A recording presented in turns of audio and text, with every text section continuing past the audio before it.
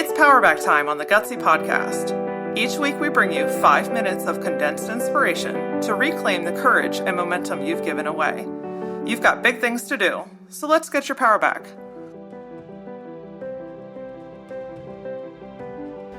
It's so easy to get knee-deep in a project, whether it's at home or at work, especially when the juices are flowing and you just really kind of get in the zone, something that you often have to work really hard to get into without distractions.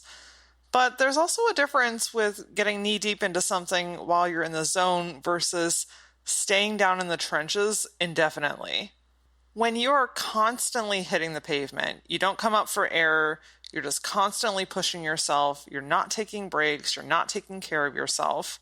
You might feel like you're super productive, but if you look back, you've just accomplished a lot of little things versus actually moving the needle.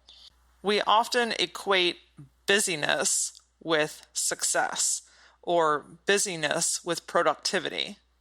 When in reality, you can actually spend a lot less time doing something that's insanely productive, something that adds to or gets you closer to the goals that you've set, simply by giving yourself time to actually do the thing.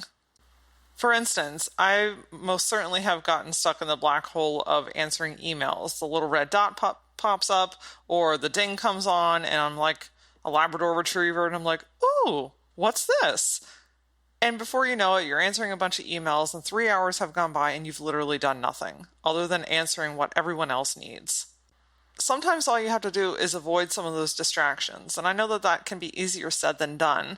But if there's something big on your list that you have to get done, by closing your email or flipping your phone over for an hour, you could actually feel insanely productive because you got something done that had meat to it, right? It had purpose, it had meaning, not just this mindless whack-a-mole syndrome of hurry up and get everything done and then go home and feel like I've done nothing.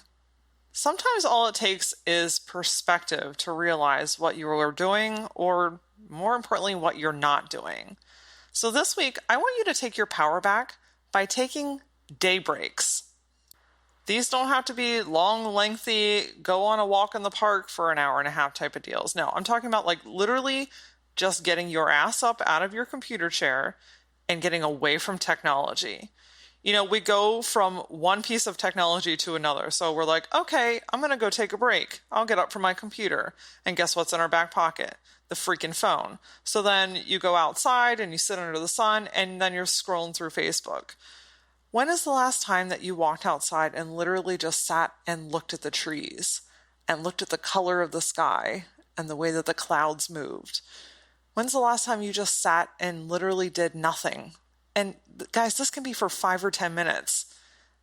Those 5 or 10 minutes can be such a blessing because it allows your mind to just go a little bit free for a while. It allows you to breathe in the air. It allows you to just separate yourself from everything and everyone just for a little bit of time, so that when you go back to the office or back to whatever you were doing, not only do you feel refreshed, but you have a new perspective on whatever it was you were doing.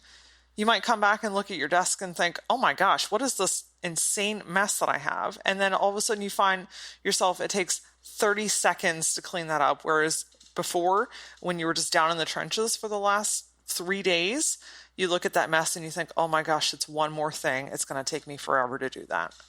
I can't tell you how many times I've had what felt like a daunting task to achieve, and I've taken a break or separated myself and I've come back to it, and it's literally taken me less than 30 minutes to finish it, sometimes less than 20 minutes, sometimes that stuff takes me 5 minutes, but in my brain, I have made it out to be a mountain.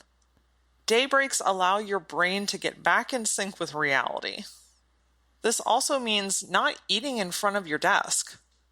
It's been glamorized if you just work harder, and I'm working 40, 50, 60, 70, 80 hours a week, then I'm way more productive than you are.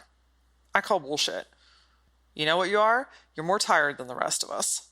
Working straight through your 8, 9, or 10-hour shift without taking a break does not get a trophy at the end. 38% of employees don't feel encouraged to take a lunch break because they're worried that their bosses, their managers, or their coworkers are going to look down on them. And as entrepreneurs, we feel like if we're not busting ass all the time, then we're not getting anywhere. But here's the other side of that puzzle. When people do take breaks, 90% of them say that they feel more refreshed and excited and ready to go back to work and are way more productive in the afternoon than if they hadn't taken a break at all. Taking breaks is not a lazy thing to do. It's not going to hinder your success. It's not going to stop your momentum.